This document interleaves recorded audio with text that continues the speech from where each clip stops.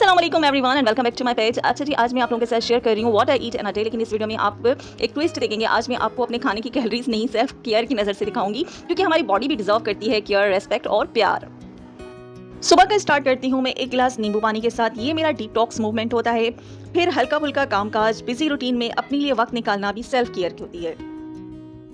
Morning drink लेने के ठीक आधे घंटे के बाद मैं लेती हूँ ब्रेकफास्ट, जिसमें 2 बॉयल एग होते हैं और चाय होती है विदाउट शुगर। ईद में सारी रूटीन जो है ना खराब हो गई थी। अच्छा जी, उसके बाद आ जाता है थोड़ा सा काम काज। सेंटर रन करती हूँ तो लड़कियों को आज मैं ब्लीच के लिए बता रही थी। उसके बाद मैंने मेहंदी लगवाई। मेहंदी मैंने क्यों लगवाई? इसलिए लगा कि मेरा दिल कह रहा था। उसके बाद मैंने सर पे भी मेहंदी लगाई। कुछ लोग हैं हमारी ज़िंदगी में जो बहुत ही ज़्यादा घटिया होते हैं, उनकी वजह से दिमाग बहुत ज़्यादा ख़राब होता है, तो उसको ठंडा करने के लिए मैंने मेहंदी लगाई।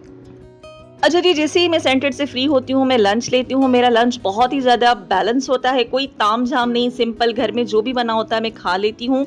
लेकिन रोटी सिर्फ मैं एक ही लेती हूँ, यानी कि पूरे दिन में एक ही रोटी लेती हूँ, वो भी दोपहर को 2:30-3 बजे तक।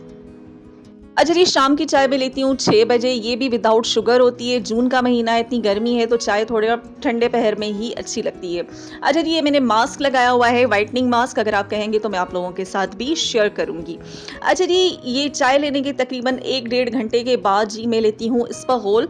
इसबगोल को 1 गिलास जो है पानी में भिगो लेती हूँ, उसके बाद उसको ड्रिंक कर लेती हूँ और उसके साथ 1 गिलास।